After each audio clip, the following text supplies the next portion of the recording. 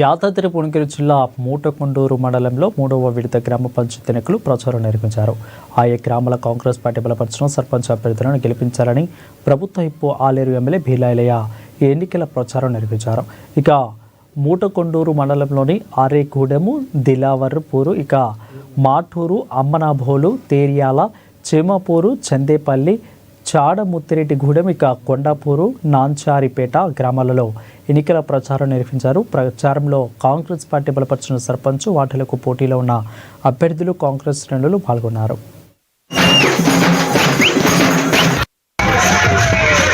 మీరు దేనికి లొంగకుండా మీ గ్రామంలో ఉండి మీకు సేవ చేసి గ్రామ అభివృద్ధికి పాటుపడి ఈ గ్రామానికి ఇండ్లు కావాలి, రేషన్ కార్డు కావాలి, పెన్షన్లు కావాలి, డ్రైనేజ్ కావాలి, గ్రామ సమస్యల మీద పరిష్కరించి గ్రామానికి సేవ చేసేవాడు గ్రామ సర్పంచ్గా ఉండాలి.